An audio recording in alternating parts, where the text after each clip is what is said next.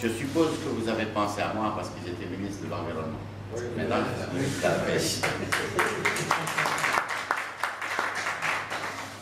Et que cet écosystème que nous partageons aussi bien dans la mer que sur la terre et qui est en partie votre outil de travail, agriculteur égale écosystème terrestre, la fertilité des champs, la disponibilité des espaces terres.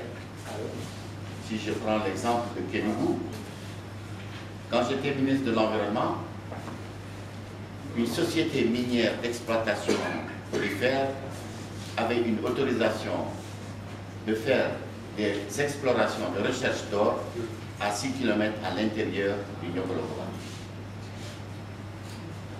Et la question que je me suis posée avec les autorisations que j'ai trouvées là et que j'ai combattues et que, je vous rassure, j'ai sorti du Niokolo-Koba, la question que je me suis posée, c'est, vu la taille de la région de Kédougou, quelle était la raison qui les avait poussés à l'intérieur du Niokolo-Koba?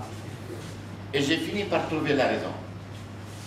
En réalité, il ne restait plus 1 mètre carré de disponible dans la région de Kédougou. Je dis bien 1 mètre carré, parce que toutes les surfaces de Kédougou, encore aujourd'hui, sont données en exploration à des sociétés minières. Encore aujourd'hui. Si nous regardons un peu plus loin, d'autres sociétés extractives, minières, comme les phosphates, comme les ICS, en réalité, bientôt, si on prend en compte l'avancée du désert, l'appauvrissement des sols, et je ne reviens pas sur les nombreux cas de feux de brousse que vous vivez au quotidien et qui sont du fait simplement des apiculteurs, et je le dis toujours, quand ils voient une ruche d'abeilles, ils abattent l'arbre. Quand ils abattent l'arbre, ils mettent le feu, ils chassent les abeilles. Quand les abeilles s'en vont, ils prennent le miel, eux aussi ils s'en vont, laissant l'arbre mort et la forêt brûlée. Il y a quelques cas d'apiculteurs qui élèvent leurs abeilles et qui ont des ruches. Hélas, hélas, ce n'est pas le gros du lot. Le gros du lot, c'est ceux qui abattent les arbres. Et le prix de l'argent qui ne cesse de monter. Ce n'est qu'une question de demande et de l'offre.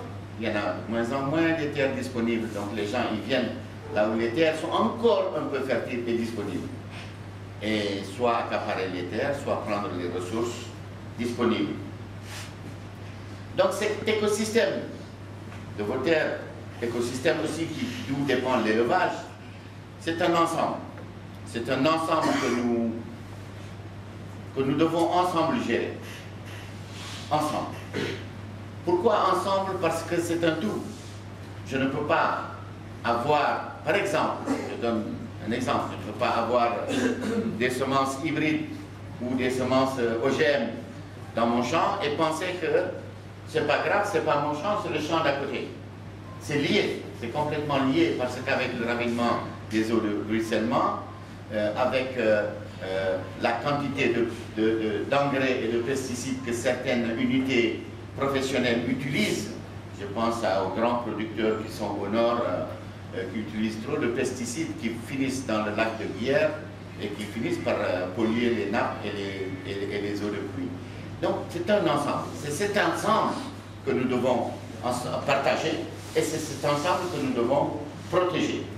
Parce qu'en réalité, au-delà du discours que vous avez, que nous avons, si nous ne posons pas des actes concrets de réalisation, nous ferons toujours des discours et la terre continuera à s'appauvrir et Kédougou continuera à être le domaine des orpailleurs et non des agriculteurs. Mais c'est ça le quotidien que nous avons et que nous partageons. Je suis aujourd'hui ministre de la Pêche. N'empêche que l'écologiste que j'étais hier, le défenseur de l'environnement que je suis encore aujourd'hui et que je serai toujours pour tout le restant de ma vie, fait que je suis toujours sur le terrain de l'action. Et c'est vers là que je veux vous amener. Parce qu'il nous faut trouver, comme les Brésiliens l'ont fait, ou certains pays d'Amérique du Nord la possibilité de produire durablement, en équilibre. Par exemple, je pense à ces fermes, ces petites fermes familiales qui devraient vous inspirer au Brésil, où on produit sur un hectare à la fois de l'élevage de poulets, de la pisciculture dans un bassin, du maraîchage et de l'agriculture. Malheureusement, ces différents potentiels ne sont jamais mis ensemble. Pourtant, nous avons la possibilité de les mettre ensemble. Ce ne sont pas des opérations très compliquées. Si je prends l'autre exemple des Vietnamiens qui, quand ils cultivent leur champ de riz, essaiment leur espace cultivé où il y a de l'eau, de l'arbre de poisson, et quand ils ont récolté le riz, ils ont aussi pris leur poisson. Je pense aussi à un autre exemple qui me vient à l'esprit, où j'ai vu, pour mettre en relation l'agriculture et la pêche, j'ai vu des villageois reforester la mangrove parce que la disparition de cet écosystème fait remonter le sel dans les champs de riz. Et vous savez que nous avons perdu déjà 40% de nos espaces cultivables en champs de riz, aussi bien en Casamance que dans le delta du Saloum et dans le delta de Saint-Louis.